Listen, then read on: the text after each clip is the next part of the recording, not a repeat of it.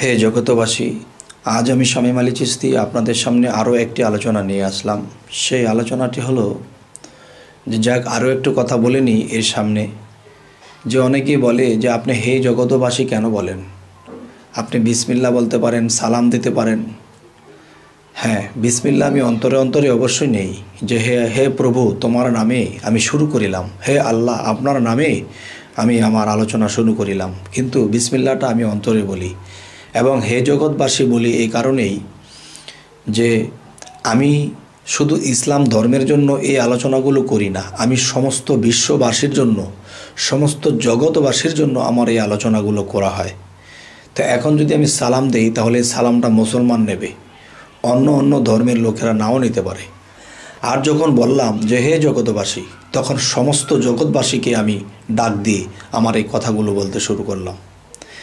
যাই হোক, আজকের যে আলোচনাটি সেটি ছোট করেই বলবো, বেশি বড় করব না। সেই কথাটি হলো যে মানুষ যখন মানুষকে একটা বিষয়ে নিষেধ করে বা একটা বিষয়ে মানুষকে বলে যে এটা করো না বা এই বিষয়টা তোমরা এভাবে চলো না, তখন দেখা যায় যে এই কথাটা বলে তার মধ্যে এই কথাটা বহাল থাকতে হবে।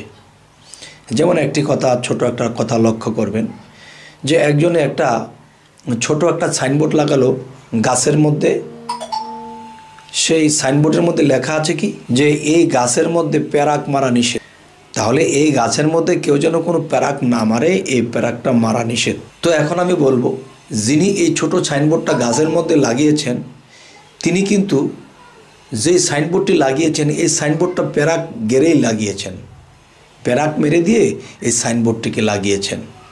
তাহলে তিনি তো বলেছে যে এই গাছের মধ্যে কেউ প্যারাক মারবেন না, নিষেধ করা হলো। কিন্তু যেটা দিয়ে নিষেধ করেছে এটার মধ্যেই প্যারাক মারা আছে।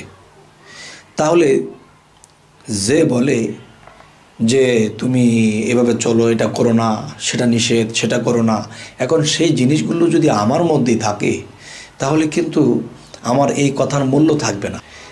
এই কথাটার একটা প্রমাণ আমি আপনাদেরকে দিচ্ছি যে হজরত মোহাম্মদ সাল্লাল্লাহু আলাইহি ওয়াসাল্লামের কাছে যখন কিছু ব্যক্তি বা একটা মা একটা ছেলেকে নিয়ে আসছে যে হুজুর আমার ছেলেকে নিষেধ করে দেন যে আমার ছেলেটা একটু চিনি বেশি খায়, তখন বলতেছে আচ্ছা ঠিক আছে কালকে আসেন। কালকে আসার পরে তখন বলল যে ঠিক আছে আবার কালকে আসেন। তখন বলল যে ঠিক আছে, তো পরের দিন আবার আসছে। 3 দিনের দিন হযরত মুহাম্মদ সাল্লাল্লাহু আলাইহি ওয়াসাল্লাম বললেন যে বাবা তুমি চিনিটা একটু কম খেও। তখন ছেলের মা বলতেছে কি যে আপনি এই কথাটা প্রথম দিন বলে দিলেই পারতেন, আপনি আজকে বললেন কেন?